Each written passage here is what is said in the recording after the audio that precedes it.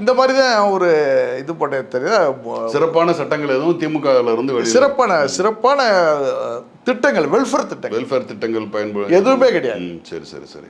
நீங்கள் 100% ப்ரூஃப் இது பண்ண சொல்லுங்கள். ஓகே. ஸோ உங்களோட இதுபடி பார்த்தீங்கன்னா திமுகவில் வந்து சரியான இஸ்லாமியர்களுக்கான ஒரு சரியான இந்த திட்டங்களும் பயன்படுத்து. பிஜேபியை இது ஒன்றான். பிஜேபி எதிர்ப்பு மட்டும்தான் நீங்கள் முஸ்லீம்களோட ஓட்டை நம்ம பெற்றலான்டாப்புல திருப்பரங்குன்றம் விஷயம். அது வந்து நம்ம மேலே ஒரு தேவையில்லாத சுமையை வந்து இது பண்ணுது, சுமத்துறது. திருப்பரங்குன்றத்தில் முஸ்லீமுடைய இது என்ன இருக்கு, வெல்ஃபேர் என்ன இருக்கு, அதை சொல்லுங்க.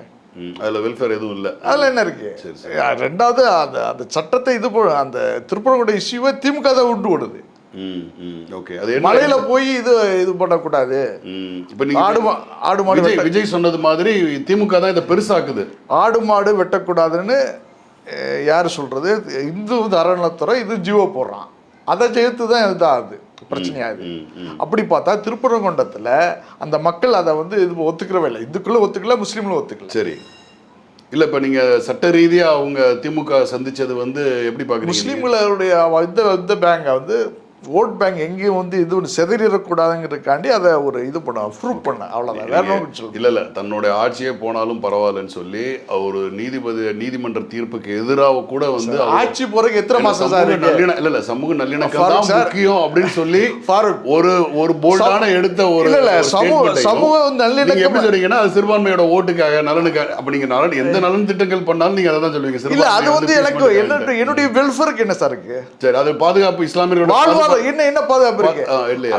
தர்காங்கிறது இந்துக்களும் போவான், முஸ்லீம்களும் போவான். ஓகே.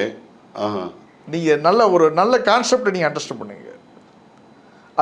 அது வந்து முஸ்லீம்களுக்கான பிரச்சனையே இல்லை அது. அப்படிங்களா? சரி. ஆக்சுவலாக வந்து என்னன்னு கேட்டிங்கன்னா, இன்னைக்கு வந்து ஆர்எஸ்எஸோட அஜெண்டாவில் வந்து திருப்பரங்குன்ற மலையும் வந்து ரொம்ப முக்கியமான, அதாவது அந்த இடத்துல எப்படி பாபர் மசூதியை இடிச்சிட்டு அந்த இடத்துல ராமர் கோயில் கட்டினாங்களோ அது மாதிரி ஒரு ஆயிரக்கணக்கான இடங்கள் லிஸ்ட் அவுட் பண்ணியிருக்காங்க. அதில் வந்து வேலூர் பள்ளிவாசலாக இருக்கட்டும், இல்லை ஆயிரக்கணக்கான பள்ளிவாசல்கள் இருக்குது. ஈவன் ட்ரிப்ளிகேனில் இருக்கிற பள்ளிவாசல் முதற்கொண்ட லிஸ்ட்டில் இருக்குது. அப்போ அந்த லிஸ்ட்டுகளில் வந்து ஒன்றை கை வச்சா கூட என்னோட தமிழ்நாட்டில் இது வந்து மத நல்லிணக்கத்துக்கான பூமி, இது வந்து சமத்துக்கான பூமின்றதுனால ஒரு இடத்துல நீ ஸ்டார்ட் பண்ணா கூட நான் விட மாட்டேன். எப்படி வந்து டீலிமிட்டேஷனுக்கு எலெக்ஷன் நடந்துகிட்டு இருக்கு, பரப்புரை நடந்துகிட்டு இருக்கு. என்னோட இந்த ஒட்டுமொத்த தென்னிந்தியாவும் தமிழ்நாடும் பாதிக்கப்படக்கூடாதுன்னு சொல்லி டீலிமிட்டேஷன், அதே மாதிரியான ஒரு போல்டான ஸ்டேட்மெண்ட் இல்லையா சார்? சமூக அமைப்புன்னு சார் நீங்க திமுக தான், நீங்க நல்லா புரிஞ்சுங்க. ஆர்எஸ்எஸ் சமூக அமைப்புன்னு சொல்லி திமுக.